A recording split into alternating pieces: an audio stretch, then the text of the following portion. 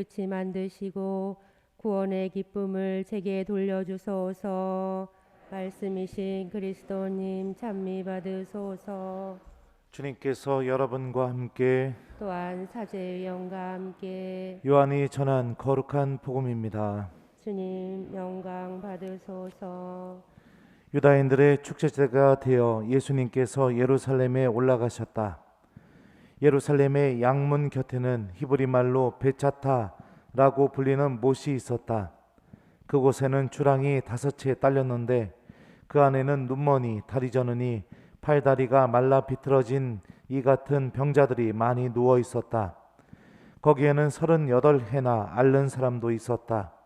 예수님께서 그가 누워 있는 것을 보시고 또 이미 오래 그렇게 지낸다는 것을 아시고 건강해지고 싶으냐 하고 그에게 물으셨다. 그 병자가 예수님께 대답하였다. 선생님, 물이 출렁거릴 때에 저를 못속에 넣어줄 사람이 없습니다. 그래서 제가 가는 동안에 다른 이가 저보다 먼저 내려갑니다. 예수님께서 그에게 말씀하셨다. 일어나 내 들것을 들고 걸어가거라. 그러자 그 사람은 곧 건강하게 되어 자기 들것을 들고 걸어갔다. 그날은 안식일이었다. 그래서 유다인들이 병이 나은 사람에게 오늘은 안식일이요 들것을 들고 걸어다니는 것은 합당하지 않소 하고 말하였다. 그가 나를 건강하게 해주신 그분께서 나에게 내 들것을 들고 걸어가라 하셨습니다 하고 대답하자 그들이 물었다. 당신에게 그것을 들고 걸어가라 한 사람이 누구요? 그러나 병이 나은 이는 그분이 누구이신지 알지 못하였다. 그곳에 군중이 몰려 있어 예수님께서 몰래 자리를 뜨셨기 때문이다. 그 뒤에 예수님께서 그 사람을 성전에서 만나시자 그에게 이르셨다. 자, 너는 건강하게 되었다. 더 나쁜 일이 너에게 일어나지 않도록 다시는 죄를 짓지 마라. 그 사람은 물러가서 자기를 건강하게 만들어 주신 분은 예수님이시라고 유다인들에게 알렸다. 그리하여 유다인들은 예수님께서 안식일에 그런 일을 하셨다고 하여 그분을 박해하기 시작하였다. 주님의 말씀입니다. 그리스도님 찬미합니다. 오소서 성령님. 그러자 그 사람은 곧 건강하게 되어 자기 들것을 들고 걸어갔다. 안녕하세요. 베짜타 목가에는 전설이 있었습니다. 어떤 전설이냐면 물이 처음으로 흔들리게 될 때 그 목가에 들어가게 되면은 병이 낫게 되는 그런 전설이 있었습니다.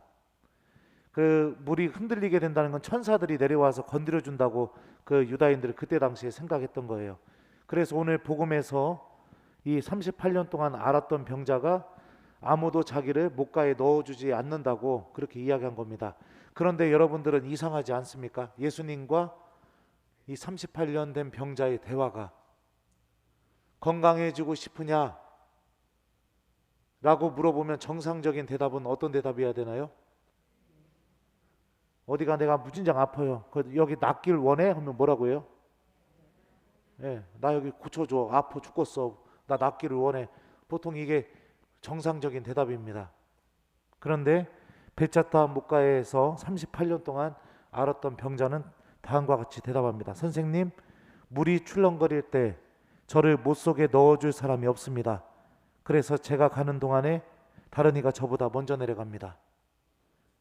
이 말 안에는 어떤 것이 담겨 있었을까요? 원망, 그죠? 나는 거기에 못 내려가는 원망. 그 원망보다 더 깊게 자리 잡혀 있는 건 뭘까요? 절망입니다. 38년 동안 아무도 나를 목가에 넣어주지 않아서 불특정 다수에 대한 원망, 그 원망에서 비롯되는 절망, 나는 절대로 나을 수 없다라는 그 절망이 이 사람을 완전히 뿌리 깊게 지배하고 있었죠. 오늘 복음의 치유 이야기는 다른 치유 이야기와는 매우 다릅니다. 다른 치유 이야기는 병자가 보통 예수님께 달려가서 고쳐달라고 합니다. 그런데 예수님 스스로가 이 병자에게 건강해지길 원하니 물어봤는데도 예 주님 저 건강하게 해주십시오 이렇게 대답하는 게 아니라 누구에 대한 원망 그리고 나는 나설 수 없다는 절망, 그 절망 안에서 나오는 대답만 예수님에게 하고 있는 겁니다. 사람이 절망에 빠지면 어떻게 될까요? 저도 아직 절망에 빠져보지 못해서 모르겠습니다. 근데 아무것도 하려는 마음이 없어질 것 같습니다. 그리고 내가 이 모양 이 꼴이지 뭐, 내가 해봐야 뭐가 달라지겠어, 나 같은 사람이 무슨, 그런 마음이 나를 완전히 지배해서 아무것도 하지 못하게 되고 그 망쳐진 상태로 계속해서 그냥 그렇게 살아가게 만드는 게 저는 절망이 갖고 있는 힘이라고 생각합니다. 사람의 영혼을 죽여버리는 게 절망이죠. 그런 깊은 절망에 빠져 있는 이들을 하느님께서는 그냥 방관하지 않으신다는 게 오늘 복음의 메시지입니다. 주님께서 다가오시고 주님께서 건강해지고 싶냐고 물어보시고 그 절망 안에서 터져 나오는 목소리를 들으시고 그 사람이 하느님께서 나를 낫게 해주신다는 희망조차 없음에도 불구하고 하느님이 먼저 스스로 일어나 내 들 것을 들고 걸어가라 라고 말씀해 주시면서 내가 그 말에 믿음을 두기만 하면 생명을 얻을 수 있는 말씀을 우리에게 해주시는 분이 바로 하느님이시라는 것을 예수님을 통해서 드러나게 됩니다. 그런데 오늘 복음이 이루어진 시간적인 배경이 안식일입니다. 유다인들은 여러분들 복음서 마지막 부분에서 봐서 아는 것처럼 안식일에는 아무 일도 해서는 안 된다고 생각했습니다. 왜냐하면 하느님께서 쉬셨기 때문에. 그런데 예수님은 안식일에 하느님께서 어떤 일을 하고 계시는지를 명확히 보여주죠. 하느님께서 쉬시는 게 아니라 하느님께서 사람을 살리시고 그 사람이 그 절망에서 일어나서 걸어갈 수 있는 말씀을 해주고 계시고 그리고 그 사람이 다시 생명을 얻고 온전하게 살아갈 수 있는 일을 하고 계시다는 것을 예수님께서 오늘 보여주고 있죠. 이 안식일에 주님께서 하시는 이 놀라운 일이 언제 그대로 계속해서 반복되느냐? 바로 우리들이 맞이하는 주일입니다. 주일마다 주님께서는 이 절망 속에 놓여 있는, 설사 내가 절망 속에 놓여 있다 하더라도요, 그런 나에게 먼저 찾아오시고 내가 생명을 얻을 수 있는 말씀을 해주고 계시고 그리고 내가 다시 하느님 안에서 온전히 살아갈 수 있는 힘을 주고 계십니다. 특별히 구체적으로 우리들이 하나님이 그런 일을 하고 계시다는 것을 명확하게 알 수 있는 시간이 언제일까요? 주일 중에 바로 주일 미사입니다. 미사 때마다 여러분들 주님께서 들려주시는 말씀은 절망도 이길 힘을 갖고 있습니다. 주저앉은 사람이 자리에서 일어나서 온전히 걸어나갈 수 있는 영적인 힘이 담겨져서 우리들에게 들려오기 시작합니다. 그러니 우리가 주일 미사 때마다 듣는 독서와 복음 말씀을 어떤 마음으로 받아들여야 되는지는 매우 자명해지죠. 이 말씀이 나에게 이루어진다는 믿음으로 받아들이게 될 때 우리들의 영혼도 오늘 복음에 등장하는 베짜타 목가의 38년 동안 앓던 이 병자처럼 내가 원턴 원하지 않던 하느님께서 일방적으로 나를 너무나 사랑해서 주시는 이 생명의 주인공이 내가 될 수 있다는 겁니다. 주님께서는 우리가 그 누구도 절망에 지배당하기를 바라지 않고 계십니다. 아무리 망가졌다 하더라도, 아무리 내가 잘못했다 하더라도 하느님만큼은 절대로 나를 떠나지 않고 나에게 다가오시고 나를 살리기 위해서 나와 함께 계시다는 것을 하느님께서는 우리가 체험하고 그 체험을 가지고 세상을 살아가기를 바라고 계시는 거죠. 주일 미사 때마다 이 놀라운 신비가 일어나게 됩니다. 마음을 열고 주님께서 하시는 말씀이 나에게도 이루어진다는 믿음으로 내가 미사 때마다 들려지는 말씀을 받아들이게 될 때 이 놀라운 기적이 나에게도 일어날 수 있다는 것을 우리 교우 여러분들 기억했으면 좋겠습니다. 미사에 왔음에도 불구하고 은총을 느끼고 가지 못하는 신앙인들이 너무나 많습니다. 주일 미사 드렸다는 사실 하나만으로 만족하면서 주일 미사를 드리는 신앙인들도 많이 있습니다. 우리는 절대 그래서는 안 됩니다. 주님께서 어떻게 해서든지 그 꺼져가는 나의 영혼에 생명을 불어넣어 주고 계시다는 것을 체험해야 됩니다. 그러려면 우리 마음이 열려 있어야 됩니다.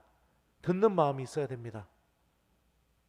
지금 듣는 이 말씀이 내가 지금은 잘 모르겠지만 베자타 목가의 병자도 그랬죠. 예수님이 무슨 말씀하시는지 모르겠죠. 하지만 들음으로 인해서 다리가 힘이 생기게 되고 자신이 그냥 이렇게 일어나게 된 것처럼 내가 듣고 있는 이 말씀이 내 영혼에 생명을 준다라는 그런 확신과 함께 하느님의 말씀을 듣고 우리가 미사에 참여하게 된다면 오늘 일어난 기적도 우리들 영혼에 그대로 일어날 수 있다라는 것을 우리 교우 여러분들 기억하십시오. 특별히 오늘 제1독서는 우리에게 한 가지 더 중요한 사실을 이야기해 주고 있습니다. 성전 오른편에서 흘러나오는 물이 생명을 주고 있다고 1독서가 이야기하고 있죠. 이 물이 바다로 흘러들어가면 그 바닷물이 되살아난다. 그래서 이 강이 흘러가는 곳마다 온갖 생물이 우글거리며 살아난다. 이 물이 성전에서 나오기 때문이다. 그 물이 주일 미사 때마다 여러분들 마음 안으로도 들어가려고 합니다.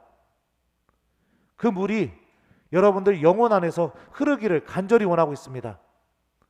마음의 빗장을 내가 여는 순간 그 물이 들어가게 될 겁니다. 그 물은 무엇입니까? 바로 하나님의 말씀과 주님께서 우리에게 주시는 성체성사 안에 살아계시는 예수님의 은총이죠. 그 물이 나에게도 들어올 수 있도록 나만 비켜가면서 계속 흘러내리는 그런 상태가 되지 않도록 우리가 마음을 여는 것이 필요합니다. 여러 사람이 이렇게 있잖아요. 있는데 막 떠들잖아요. 떠들어도 여러분들 신기한 점이 있습니다. 내가 좋아하는 사람이 이야기하면 저 멀리서 얘기해도 그 사람이 얘기한 거 다 들립니다. 아무리 시끄러워도. 근데 내가 좋아하지 않는 사람이 이야기하면은 옆에서 이야기해도 들리지가 않습니다. 기억에 남지가 않죠. 그것은 무엇을 의미하냐면 내 마음의 문제라는 것을 의미하는 겁니다. 내 마음이 어디를 향하고 있는가. 우리들도 하느님을 한번 좋아해 봤으면 좋겠습니다. 그분의 말씀이 내 마음속에 잘 남도록, 그분의 말씀이 내 마음속에 잘 들리도록. 성전은 하느님의 현존을 상징합니다. 그리고 오늘날 성전은 바로 하느님께서 살아계시는 하느님의 말씀과 성체이죠. 가장 절망스러울 때, 여러분들 가장 망가졌다고 느껴질 때, 그 누구에게도 난 용서받지 못할 거라고 느껴질 때 제일 먼저 우리가 선택해야 될 것은 바로 그럼에도 불구하고 나를 일으켜 세우시려는 하느님입니다. 하느님께서 나를 버리지 않고 계시다는 그 믿음과 함께 하느님께로 나오는 것, 이게 우리가 선택해야 될 마지막까지, 하느님 나라 가는 순간까지 마지막까지 기억하면서 끝까지 붙들고 있어야 될 믿음이라는 것도 여러분들 함께 기억하시길 바랍니다. 숙제 드리겠습니다. 오늘 숙제는 여러분들, 주님께서 좌절 속에 빠진 사람에게도 찾아오신다면 이렇게 특별한 좌절이 없는데도 이렇게 신앙생활하고 있는 나에게는 더 많이 찾아오시겠죠? 그러니 하나님께서 나에게 찾아오신다라는 그 믿음과 함께 오늘 하루를 기도와 함께 마무리하는 걸 숙제로 드리도록 하겠습니다. 집에 가셔서 주무시기 전에 오늘 복음 말씀 한번 읽어보시고, 그리고 여러분들 저녁 기도가 됐던 묵주 기도가 됐던 기도 하나를 정하셔서 그 기도를 통해 내 영혼을 고쳐주시고 치유해 주신다, 내 상처를 어루만져 주신다, 그 믿음과 함께 오늘 저녁 기도로 이렇게 하루를 마무리해 봤으면 좋겠습니다. 그러자 그 사람은 곧 건강하게 되어 자기 들 것을 들고 걸어갔다. 아멘.